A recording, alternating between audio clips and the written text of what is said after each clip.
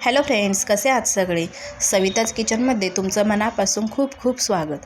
तर आज आपण साबुदाणा बटाट्याचे पळीपापड बघणार आहोत. तर चला मग रेसिपीला सुरुवात करूया.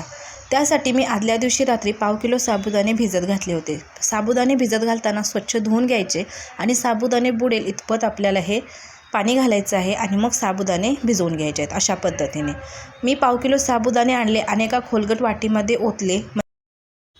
या वाटीमध्ये माझ्या 1/2 किलो साबुदाणे बसलेत. तर इथे 1 वाटी साबुदाण्यासाठी मी 6 वाट्या पाणी घालणार आहे. ज्या भांड्यामध्ये किंवा ज्या पातेल्याने तुमचे साबुदाणे होतील त्याच्या 6 पट तुम्ही पाणी घाला. हे आता पाण्याला उकळी येऊ देऊया. आणि याच्यामध्ये दुसरं काही घालण्याची गरज नाही, फक्त याच्यामध्ये आपण चवीनुसार मीठ घालणार आहोत.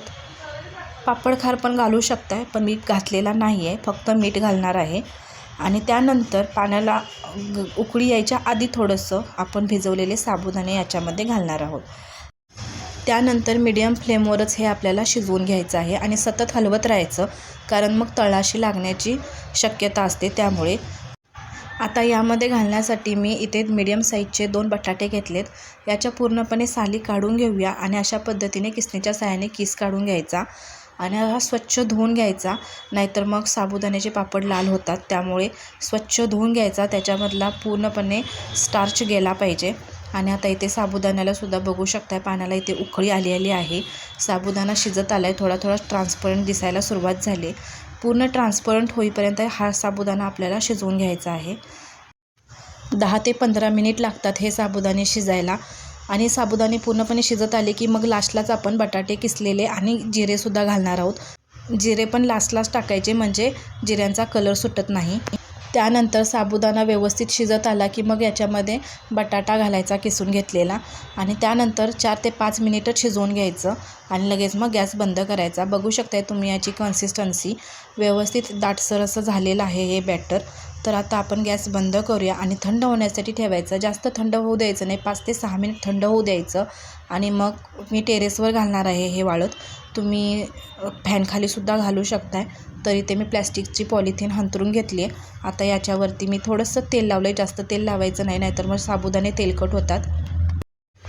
आता बघू शकताय चमच्याच्या साहाय्याने मी साबुदाण्याचे पापड इथे घालून घेते. जास्त पसरवायची पण गरज नाही आहे, आपोआप पसरलं जातं आहे आणि व्यवस्थित दाटसरसुद्धा झालेलं आहे हे.